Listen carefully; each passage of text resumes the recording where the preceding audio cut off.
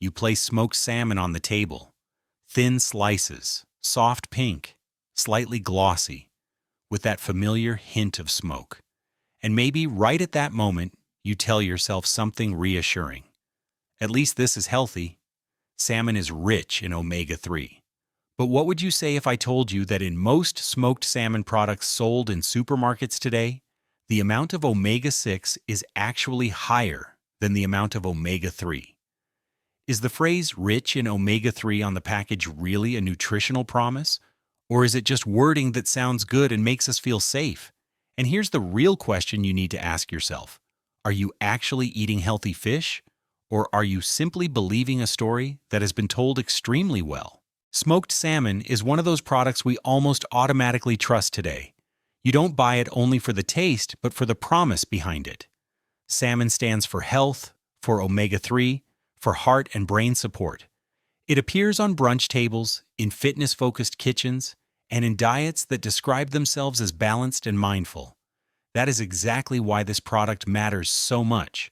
Because we're not talking about something you eat once a month, but something many people buy regularly, convinced they are doing something good for their bodies. In recent years, however, independent tests conducted by consumer organizations such as Altro Consumo and Il Salvagente have begun to challenge this image. They didn't simply ask whether salmon is healthy or unhealthy. They investigated something far more precise. What does the fatty acid profile really look like? How much omega-3 is actually present? And how much omega-6 stands against it? Because this exact ratio determines whether a food supports anti-inflammatory processes in the body or loses that benefit entirely.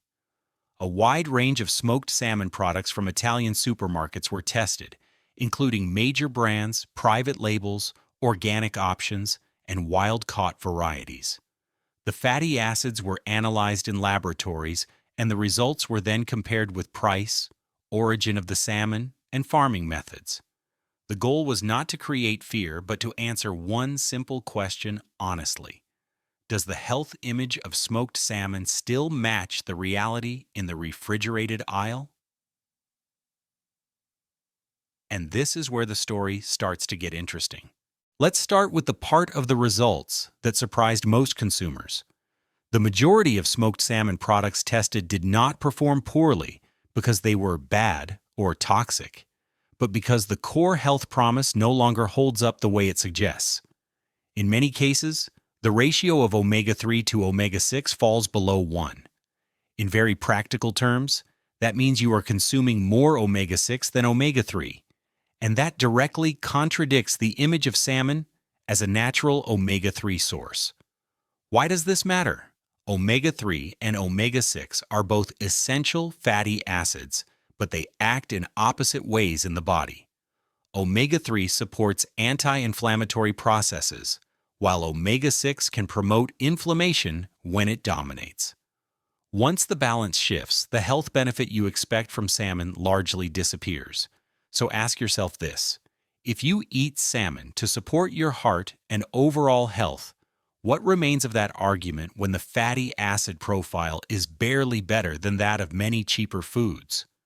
The reason for this problem doesn't lie in the smoking process itself, but much earlier. The key factor is how the fish is raised. Most smoked salmon sold in supermarkets comes from intensive aquaculture. These fish grow quickly, under controlled and cost-efficient conditions. Their feed, however, consists largely of plant oils, soy, and grains. These ingredients are naturally high in omega-6. The fish store these fatty acids in their tissue, and in the end, that imbalance ends up on your plate. Some products perform slightly better. They reach a more balanced ratio, but still fall short of what many consumers expect. These are often well-known brands with higher prices, attractive packaging, and strong health-focused messaging. They aren't bad products, but they aren't exceptional either. You pay more, and in return, you mainly get reassurance. Then there are the exceptions. Organic salmon and wild-caught salmon show clearly better results in the tests. Their omega-3 to omega-6 ratio is significantly higher, much closer to the image we associate with truly healthy salmon. Interestingly, these are often the products that make the least noise about being rich in omega-3. They let the numbers speak for themselves. And this is the moment to pause for a second. If genuinely good salmon doesn't need loud marketing, while average products are overloaded with health claims, an uncomfortable question emerges. Has the omega-3 image of salmon taken on a life of its own, disconnected from the actual quality in the refrigerated aisle? When you place the results side by side, an uncomfortable picture emerges. Products with similar prices can have completely different fatty acid profiles, and in some cases, more expensive brands offer no meaningful advantage over cheaper alternatives. Price alone does not protect you from disappointment. In certain situations, you are paying significantly more for a product that mainly sells the feeling of health, not a measurable nutritional benefit on your plate. The consequences of this gap are subtle but real. You believe you are regularly consuming omega-3, yet in reality, your intake often falls short of expectations. At the same time, your omega-6 intake continues to rise because many everyday foods are already rich in it. Over time, this imbalance is not created by a single product, but by repeated habits. There is also the financial side to consider.